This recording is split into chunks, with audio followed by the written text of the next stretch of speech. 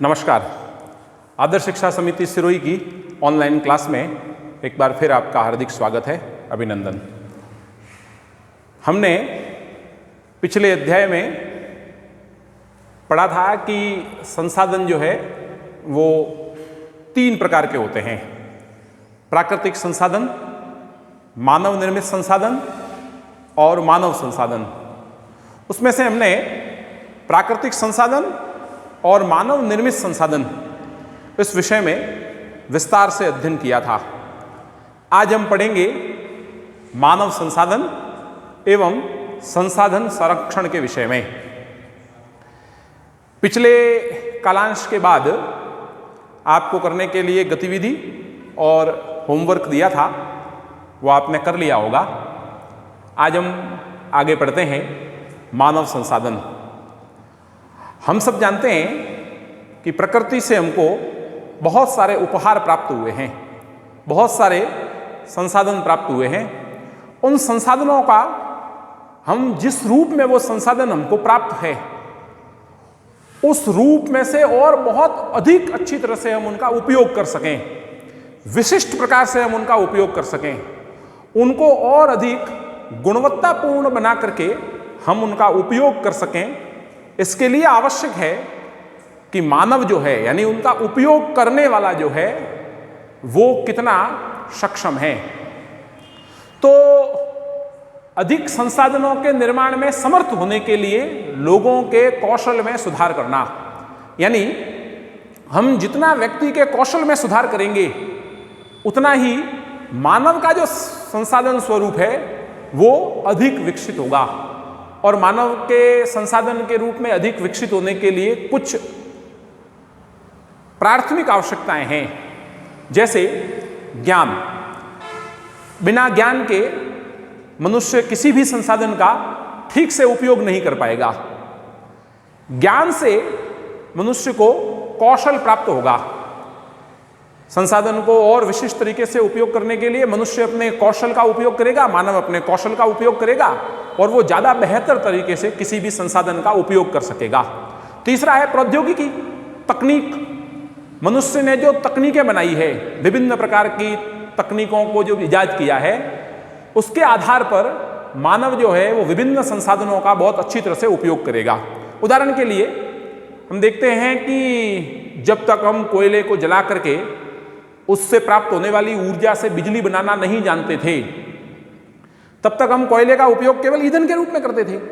लेकिन मनुष्य ने, यानी मानव ने एक ऐसी तकनीक का इजाद किया, एक ऐसी प्रौद्योगिकी बनाई जिसके आधार पर हम कोयले से भी बिजली बनाना सीख गए, हम जल से बिजली बनाना सीख गए, हम प्राकृतिक तेल से, पेट्रोल डीजल से गाड़ियां चलाना सीख गए, प्रकृति से प्राप्त गैसों को ईंधन के रूप में उपयोग करना सीख गए। तो हमने ज्ञान, कौशल और प्रौद्योगिकी, यानी प्रौद्योगिकी के दम पर संसाधनों का समुचित उपयोग करना सीखा। और इन तीनों चीजों के लिए जरूरी है शिक्षा और स्वास्थ्य। बिना शिक्षा के आपको ज्ञान प्राप्त नहीं होगा, आपको कौशल प्राप्त नहीं होगा, आप बहुत अच्छी प्रौद्योगिकी ढूंढ नहीं पाएंगे, नई नई खोजें नहीं कर पाएंगे। तो आपके लिए शिक्षा आवश्यक है और आपका स्वास्थ्य यह बेहतर होना बहुत आवश्यक है।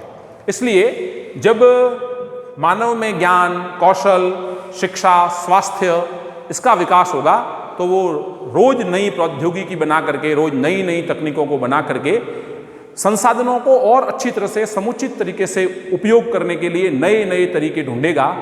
तो संसाधनों को समुचित रूप से उपयोग करने में मानव की बहुत महत्वपूर्ण भूमिका है। इसलिए मानव भी एक संसाधन के रूप में माना जाता है। संसाधनों के तीनों प्रकारों को पढ़ने के बाद अब हमको पढ़ना है संसाधन संरक्षण। संसाधनों का संरक्षण क्यों आवश्यक है? सबसे पहले हम पढ़ते हैं संसाधन संरक्षण क्या है। तो संसाधनों का सतर्कतापूर्वक उपयोग करना और उन्हें नवीकरण के लिए समय देना।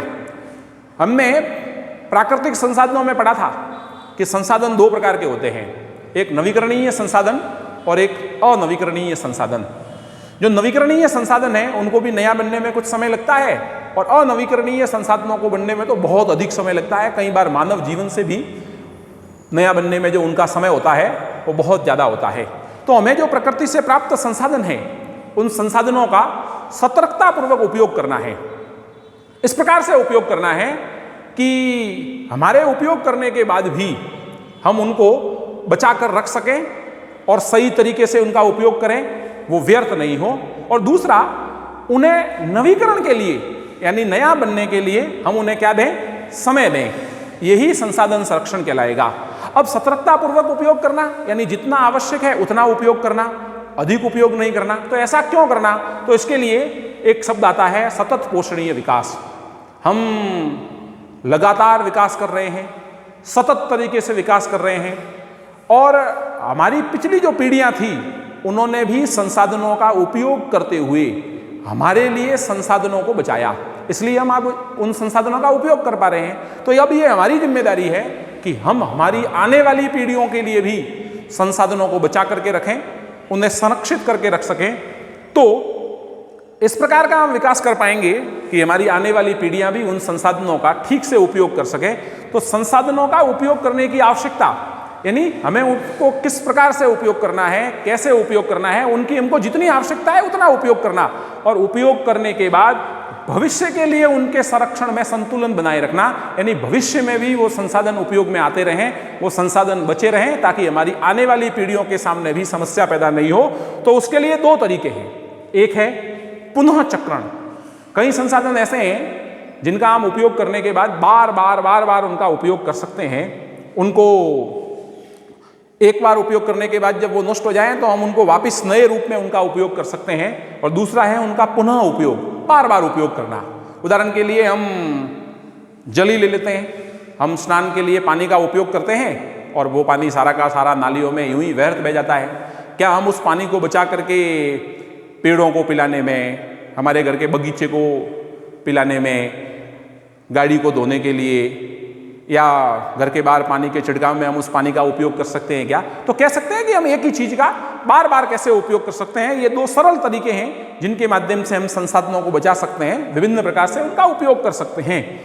संसाधन संरक्षण के लिए हमारे कर्तव्य, लेकिन इससे पहले सतत पोषणीय विकास का जब ध्यान में आता है या संसाधन संरक्षण का जब ध्यान में आता है तो पाठ में एक उदाहरण दिया है। मोना नाम की एक लड़की रात को सोते सपने एक स्वप्न देखती है और उसको स्वप्न में आता है कि चारों तरफ पानी की कमी है, पेड़ पौधे कहीं दिख नहीं रहे हैं, लोग भोजन और छांव की तलाश में इधर उधर भटक रहे हैं। तो वो हड़बड़ा करके उठ जाती है और उठने के बाद अपनी माँ से ये बात कहती है, दादी से ये बात कहती है। तो दादी उसको कहती है कि हाँ, ये संभव है, ऐसा हो सकता है। यदि हम संसाधनों का सही तरीके से उपयोग नहीं करेंगे, जिस प्रकार से आज हम पेड़ों को काटते जा रहे हैं, उसी प्रकार से यदि हम पेड़ों को काटते रहे तो निश्चित रूप से नवीकरणीय संसाधन होते हुए भी यह जो संसाधन है यह दुर्लभ हो जाएंगे। और अनवीकरणीय संसाधन जो है वो तो निश्चित रूप से एक न एक दिन खत्म हो जाएंगे। इसलिए हमको उनका ठीक तरीके से उपयोग करना चाहिए, समुचित तरीके से उपयोग करना चाहिए, ताकि हम अपनी आने वाली पीढ़ियों को भी उनको दे सकें, उनका संरक्षण कर सकें। संसाधन संरक्षण के लिए हमारे कुछ कर्तव्य हैं। अब क्या कर्तव्य हैं? तो कुछ हमारी ड्यूटीज हैं, उन कर्तव्यों का हमको पालन करना चाहिए। जैसे हम बिजली का उपयोग करते हैं। कई बार हम देखते हैं कि अपने घरों में पंखे ऐसे ही चल रहे होते हैं, हम उनको बंद नहीं करते। बल्ब बिजली का जल रहा है तो पूरे दिन तक जलता रहता है। लेकिन बिजली का बल्ब चलने से केवल बिजली एक संसाधन, उसका ही दुरुपयोग नहीं हो रहा है। हम सब जानते हैं कि बिजली को बनाने में कोयले का उपयोग होता है, जल का उपयोग होता है, तो वो भी नष्ट हो रहा है। यानी बिजली को बचाने के कारण हम कोयले के अपव्यय को और जल के अपव्यय को, दो चीज़ों को बचा पाएंगे। ऐसे ही हम सब विद्यार्थी हैं तो हम कागज का उपयोग कैसे करते हैं?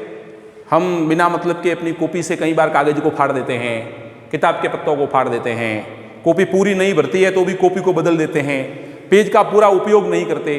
तो हम जब कागज का ठीक तरीके से यानी नियोजित तरीके से यदि हम उनका उपयोग नहीं करेंगे तो अधिक कागज जाएगा। अधिक कागज जाएगा तो अधिक कागज को बनाने के लिए अधिक पेड़ काटने पड़ेंगे, तो उससे पर्यावरण को नुकसान होगा। तो हम केवल कागज को बचा करके यानी कागज का ठीक तरीके से उपयोग करके हम पेड़ों को बचा सकते हैं। और हम सब जानते हैं कि पेड़ों को बचाने से हमारे पर्यावरण को कितना लाभ होगा। तो हम ये कह सकते हैं कि एक संसाधन के साथ विभिन्न प्रकार के संसाधन जुड़े हुए हैं और हम सही तरीके से उनका उपयोग करके कई संसाधनों के अपव्यय को रोक सकते हैं। इसलिए हमारे कुछ कर्तव्य हैं। सभी नवीकरणीय संसाधनों के उपयोग सतत पोषणीय हो, यानी वे सारे संसाधन जो नवीकरणीय हैं उनका उपयोग हमको सतत पोषणीय करना, ठीक तरीके से उनका उपयोग करना, उनका अपव्यय नहीं करना। दूसरा है पृथ्वी पर जीवन की विविधता को संरक्षित किया जाए। पृथ्वी पर जो विविधता है जीवन की, विभिन्न प्रकार के जीव जंतु, पेड़ पौधे, वनस्पति, ये सब जो है ये पृथ्वी की विविधता है, इसको संरक्षित करना। इससे हमारा जो पर्यावरण है वो सुरक्षित होगा, हमारी पृथ्वी या हमारे जीवन की जो विविधताएं हैं वो संरक्षित की जा सकेगी।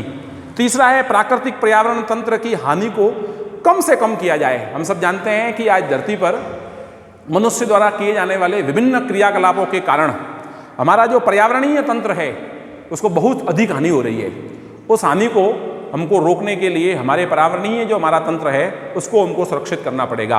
पेड़ पौधों को हानि नहीं पहुंचानी पड़ेगी, प्रदूषण जो विभिन्न प्रकार के हो रहे हैं उनको हमको कम करना पड़ेगा।